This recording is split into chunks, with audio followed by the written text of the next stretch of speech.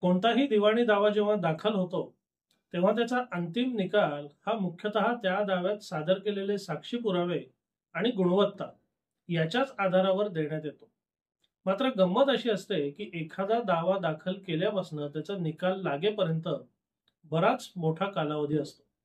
आता या दाव्याच्या सुनावणीतले निकालापर्यंतचे थोडक्यात टप्पे जर आपण समजून घेतले, तर पहिले दावा दाखल होतो. त्याच्यानंतर मनाई हुकुमाचा अर्ज असेल तर मनाई हुकुमाच्या अर्जाची सुनावणी आणि त्याच्यावर निकाल होतो. त्याच्यानंतर दाव्यातले मुद्दे निश्चित होतात, म्हणजे इश्यू फ्रेम केले जातात. मुद्दे निश्चित झाले की वादीचा साक्षी पुरावे त्यांची उलट तपासणी, प्रतिवादीचे साक्षी पुरावे त्यांची उलट तपासणी आणि मग दोन्ही बाजूचा अंतिम युक्तिवाद. एवढे सगळे टप्पे पार झाले की त्या दाव्याचा अंतिम निकालाचा वेळ येतो आणि हे सगळे टप्पे पार करायला बऱ्यापैकी कालावधी लागतो.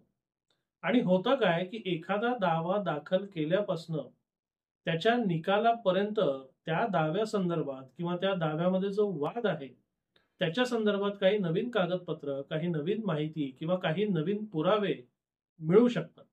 मग ते काही वेळेला वादीला मिळतील, काही वेळेला प्रतिवादीला मिळतील. आणि बरेचदा हे नवीन पुरावे किंवा नवीन तथ्य सादर करताना बहुतांश जणांकडनं एक खूप मोठी चूक होते. ती म्हणजे ते जे नवीन साहित्य किंवा नवीन पुरावे मिळालेले आहेत, ते आधीच्या दाव्यामध्ये किंवा कैफियतीमध्ये कोणतीही दुरुस्ती न करता थेट पुराव्याच्या प्रक्रियेमध्ये ते सादर केले जातात.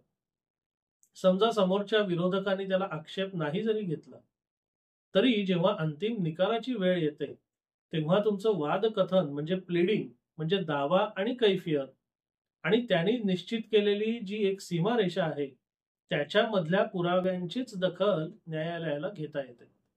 कारण हे एक स्थापित कायदेशीर तत्व आहे, की तुमचं जे वादकथन आहे, तुमचा जो दावा आहे, तुमची जी कैफियत आहे, त्याच्या संदर्भातच किंवा त्याच्या सीमेतच तुम्हाला पुरावा देता येतो किंवा तुम्ही दिलेल्या पुराव्यापैकी केवळ दावा आणि कैफियत याच्या सीमेमधला जेवढा पुरावा असेल, तोच ग्राह्य धरला जातो.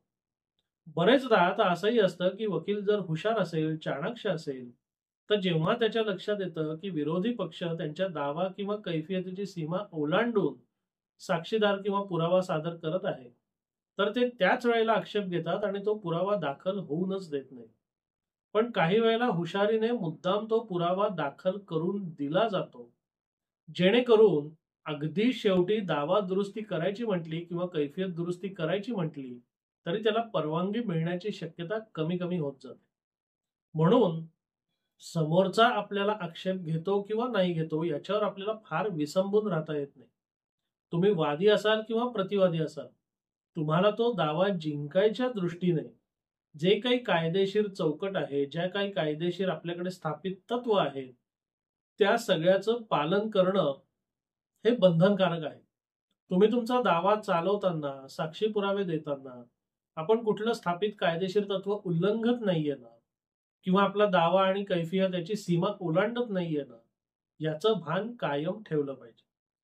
आता या चर्चेनंतर एक प्रश्न तुमच्या मनात साहजिकपणे येईल, की मग समजा एखादा खरंच नवीन साक्षी पुरावा मिळाला, तर मग करायचं काय? मग तो सादर करायचाच नाही का? तर असं नाही. मगाशी आपण जे बघितलं, की दावा आणि कैफियत याच्या सीमेमध्येच तुम्हाला साक्षी पुरावे देता येतात. आणि जेव्हा एखादा नवीन साक्षी पुरावा तुमच्या समोर येतो, तुम्हाला मिळतो, उपलब्ध होतो, तेव्हा त्या साक्षी पुराव्याची दखल घेतली जावी, याच्याकरता तुमच्या दावा किंवा कैफियतीमध्ये त्या अनुषंगाने सुधारणा होणं गरजेचं आहे. आणि कायद्यामध्ये तशी तरतूद आहे. दाव्याचं किंवा कैफियतीचं स्वरूप आमूलाग्र बदलण्याची, सुधारणा करण्याची मुभा नाही. पण जेव्हा काही नवीन तथ्य समोर येतात, काही नवीन माहिती समोर येते, काही नवीन पुरावे समोर येतात, तेव्हा त्या अनुषंगाने तुम्ही तुमच्या दाव्यामध्ये किंवा कैफियतीमध्ये नक्की दुरुस्ती करू शकता. आता ही दुरुस्ती कधी करता येते? तर नियमानुसार दाव्याचा निकाल लागेपर्यंत केव्हाही, म्हणजे जोवर एखाद्या दाव्याचा निकाल जाहीर होत नाही, तोवर कोणत्याही क्षणी दावा आणि कैफियतीची दुरुस्ती करता येते. साहजिकच याला लिमिटेशन किंवा मुदतीची फार बाधा नसली, तरी याच्या संदर्भात सुद्धा काही लिखित अलिखित नियम आहेत.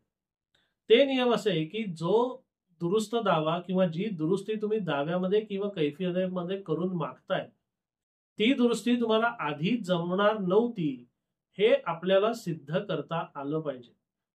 उदाहरणार्थ समजा तुमचा एखादा 2020 चा दावा आहे आणि तुमच्याकडेच एखादा कागदपत्र तो दावा दाखल करताना उपलब्ध होता असं जर दिसून येत असेल आणि तो कागदपत्र तुम्ही दाव्यामध्ये लावला नाही, त्या संदर्भातलं कथन दाव्यामध्ये किंवा कैफियतीमध्ये घेतलं नाही, म्हणजे तुमच्याकडनं चुकीने राहून गेलं आणि आता तुम्हाला त्याची दुरुस्ती करायची असेल, तर अशा दुरुस्तीला विरोधकाकडनं विरोध होणारच आणि अशी दुरुस्ती मंजूर होण्याची शक्यता सुद्धा कमी आहे.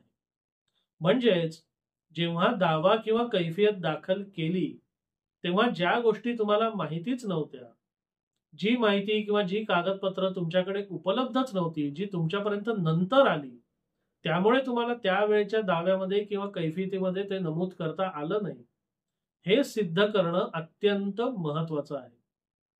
आणि हे सिद्ध करण्याकरता अनेक क्लुप्ते असतात जे त्या बाबतीत ते वकील वापरू शकतात. म्हणून जेव्हा तुमचा दावा, मग तुम्ही वादी असाल किंवा प्रतिवादी असाल, त्या संदर्भात एखादी नवीन माहिती तुमच्या लक्षात येते, तेव्हा ती नवीन माहिती न्यायालयापुढे मांडण्याकरता, विशेषतः पुराव्याच्या टप्प्यात ती मांडण्याकरता, त्याच्या आधी तुमच्या दावा किंवा कैफियतीमध्ये दुरुस्ती आधी करून घ्या. कारण ती जोवर दुरुस्ती करून तुमच्या दावा किंवा कैफियतीची व्याप्ती वाढवत नाही, त्या दावा किंवा कैफियतीच्या व्याप्तीमध्ये तो नवीन पुरावा येत नाही, तोवर तुम्ही थेट पुरावा दाखल करूच शकणार नाही किंवा केला तरी त्याचा विशेष उपयोग होणार नाही. म्हणून जेव्हा अशी नवीन माहिती उपलब्ध होते, तेव्हा आधी दावा किंवा कैफियत दुरुस्तीचा अर्ज करा. ते मंजूर झालं की दावा किंवा कैफियत दुरुस्ती करा आणि मग त्याच्यानंतर जेव्हा पुराव्याचा टप्पा येईल, तेव्हा त्या दुरुस्त केलेल्या दावा आणि कैफियतीच्या सीमेमध्ये तुम्हाला पुरावा देता येईल आणि तो पुरावा ग्राह्य सुद्धा धरला जाईल. कारण नुसतं पुरावा देणं हे महत्वाचं नाहीये, तर नियमानुसार तो पुरावा ग्राह्य धरला जाणं हेही अत्यंत महत्वाचं आहे. म्हणून जेव्हा दावा प्रलंबित असताना किंवा दावा कैफियत दाखल केल्यानंतर जेव्हा तुमच्याकडे नवीन माहिती, कागदपत्र किंवा पुरावे येतात, तेव्हा याच्या संदर्भात तुम्ही तुमचे वकील किंवा कायदेशीर सल्लागार यांचं मार्गदर्शन घेऊन त्याच्यानंतरच पुढची कारवाई करा. गरज वाटली तर तुम्ही माझ्याशी संपर्क करू शकता. माझ्या ऑफिसचा व्हॉट्सअप क्रमांक सुद्धा तुम्हाला या व्हिडिओच्या डिस्क्रिप्शन मध्ये मिळेल. पण कोणाचं तरी मार्गदर्शन घ्या, जेणेकरून छोट्याशा तांत्रिक चुकीमुळे तुमचा महत्वाचा पुरावा वाया जाऊ नये. आपल्याला हा व्हिडिओ कसा वाटला अवश्य कळवा. धन्यवाद.